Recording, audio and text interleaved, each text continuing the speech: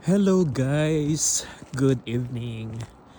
Ayun guys, kakauwi lang natin from work. Ayan guys, galing tayo sa work. And ayan guys, pauwi na tayo ng bahay. Grabe guys, sobrang lamig.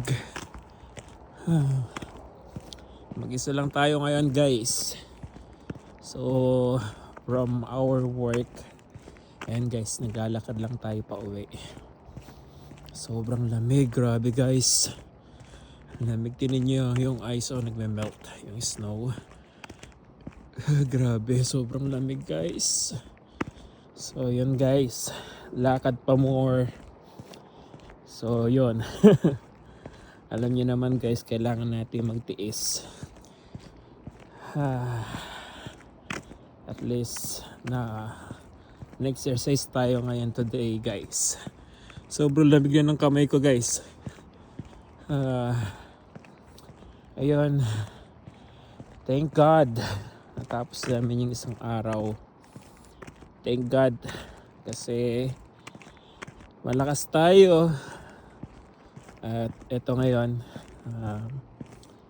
pauwi na tayo guys sa ating house, sa ating tahanan guys. Ay, grabe ang lamig guys. But we are so thankful guys. Napaka-palad natin kasi ayan guys, natapos natin yung isang linggong work. And then Sunday, you need to go at work because you are mandated. So yun guys, talagang ganon ang buhay, kailangan natin sumunod.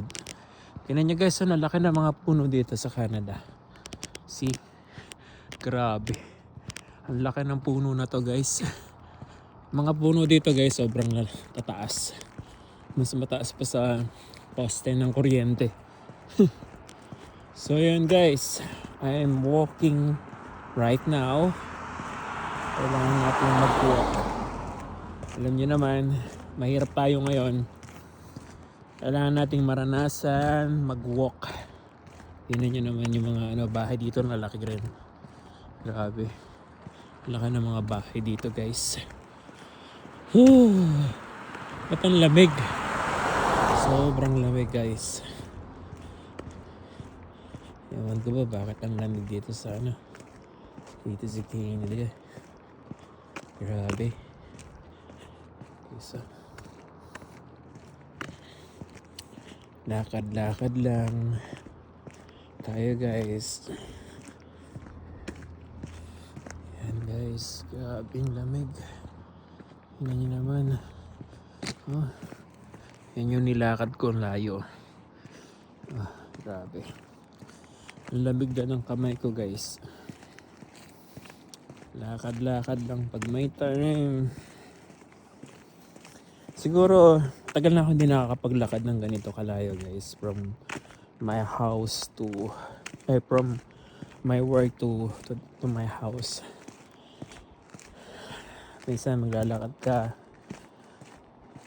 Last na naglakad yata ako, summer pa, or last winter siguro guys, naglakad din ako. Ayan guys, gusto ko lang share. Ayan guys, thank God, nag-start ako ngayon ng 8 a.m. hanggang 7.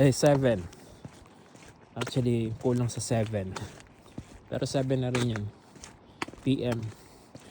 Kasi nag-out ako 6 50 yata o 6:52 PM.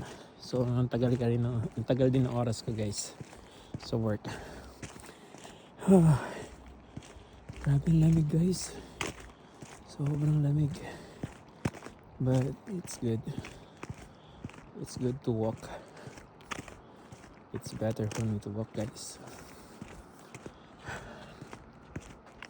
Tapos may kasabay ako nung nag-walk din.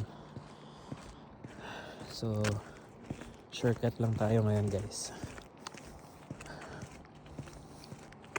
Grabe. So yun, At least hindi ko na-istorbo yung wife ko sa sleep niya. Tsaka yung pausing ko, ayoko lumabas sila ng evening, ng night. So I decided to walk and to experience paano yung feeling na maglakad ng malamig na malamig nasa snow pa. So ayun guys.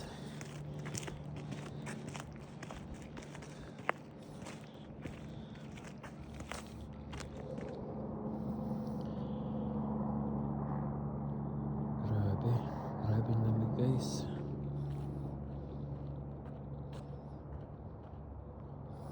Ang lamig.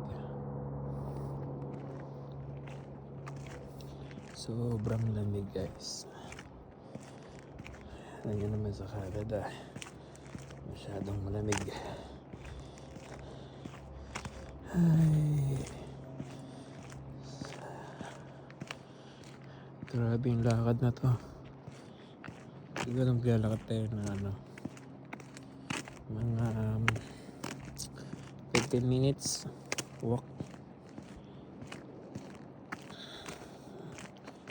Grabe yung lamig. But it's good for me and my body.